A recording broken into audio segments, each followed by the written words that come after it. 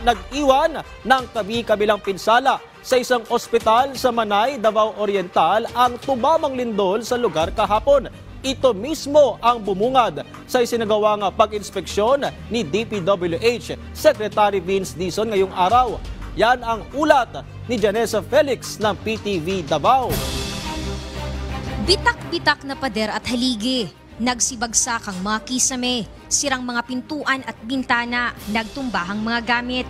Iilan lamang ito sa naabutan ng mga opisyal ng pamahalaan nang bisitahin nila ang Manay District Hospital ngayong araw, ika-11 ng Oktubre.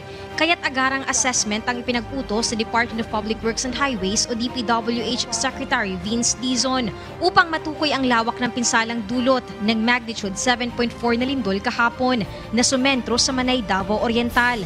Ito rin anya ang utos ng Pangulo upang maipaabot agad ang tulong sa mga apektadong residente, lalong-lalo na sa nag-iisang district hospital sa Manay. Kinakailangan din umanong ma-assess kung kaya pa ba itong ayusin o dapat nang tuluyang gibain.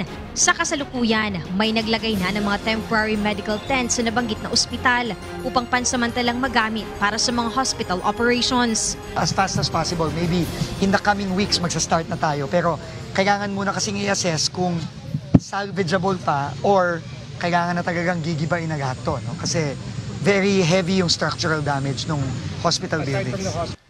Hamon naman para sa medical team ng ospital ang kanilang kalagayan ngayon sapagkat nasa labas muna sila ng ospital nag-ooperate dahil sa tindi ng pinsala na idinulot ng lindol.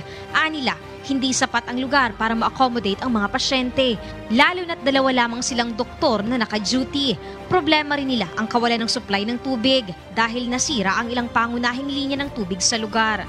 Hindi kami pwede kasi unsafe yung emergency room namin. Then sa ward, hindi rin kami confident na pasok doon. Mas safe kami kung nandito lang kami sa labas. So, naka-tent.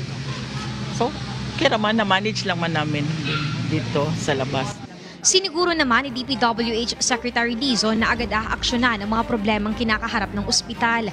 Kasama na rito ang pakikipag-ugnayan sa water provider para sa agarang pagkukumpuni sa mga nasirang linya ng tubig sapagkat ito ang pangunahing pangangailangan ng mga residente.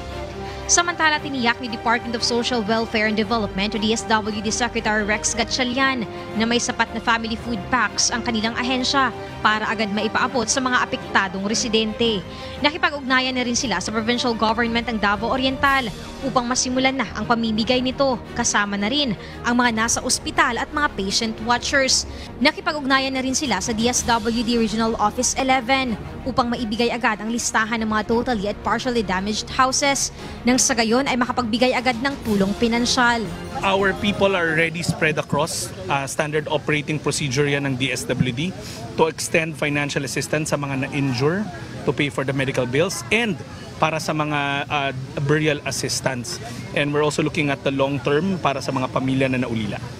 Siniguro naman ng mga cabinet secretaries na patuloy nilang imomonitor ang pangangailangan ng mga apektadong residente sapagkat prioridad nila ngayon ang kaligtasan at kapakanan ng bawat mamamayan.